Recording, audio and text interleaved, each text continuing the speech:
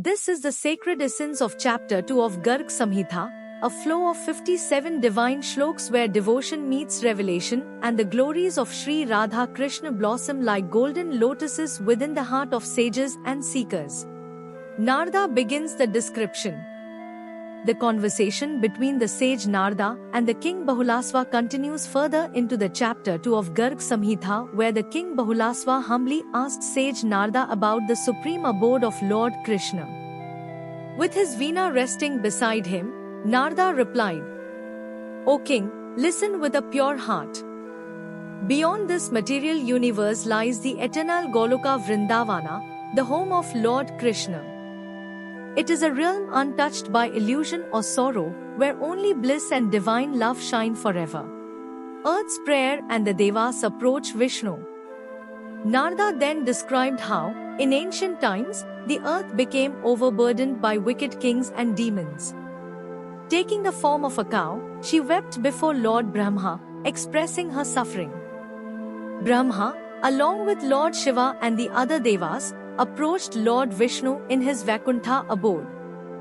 With folded hands, Brahma prayed for relief. Vishnu, radiant with compassion, declared, "Only Krishna himself, the Supreme Personality, will descend to remove this burden." Consoled by these words, the Devas prepared for the journey toward the divine realm. Journey beyond the universes. Guided by Narada, the Devas traveled through the cosmic realms. They saw countless universes floating in the spiritual ocean like golden fruits, dazzling with jewels and light. They crossed the Viraj River, the border of material and spiritual existence. Beyond this river stretched a land of eternal purity, untouched by time, illusion, or death. This was the doorstep of Goloka, shining with lotus lakes, wish-fulfilling trees, and divine brilliance. Once arrived, at the entrance of the divine Goloka, the Devas along with Brahma, Vishnu, and Shiva encountered Satchandanana, to whom they explained the purpose behind their visit to Goloka and the universe they had arrived from. Vision of Goloka and Krishna Radha. Finally, the Devas reached Goloka. Before them shone Govardhana hill, surrounded by playful gopis, countless jewel-like cows, and the flowing Yamuna river. Vrindavana glowed with flowering trees, sweet bird songs, and the music of Krishna's flute.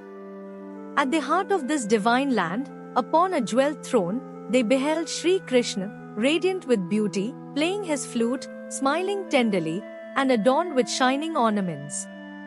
At his side was Sri Radharani, the queen of Goloka. Around them stood the 8 principal gopis and cowherd boys, offering eternal service. Overwhelmed with bliss, the Devas bowed with folded hands, their eyes filled with tears of love, as they beheld the Supreme Lord of all worlds. Thus ends the sacred chapter 2 of Garg Samhita. An invitation to remember, to weep, to worship. The glories of Sri Radha Krishna have only begun to unfold. Hare Krishna. Stay tuned for chapter 3. Thank you so much for watching this divine summary of chapter 2 from the sacred Garg Samhita. If you felt spiritually connected or inspired, you might enjoy the individual poetic glimpses of each shlok available as YouTube shorts on this channel. Feel free to explore them, and if they touch your heart, do like, share and subscribe to stay connected with more sacred content. May the blessings of Lord Shri Krishna and Goddess Radha guide your journey.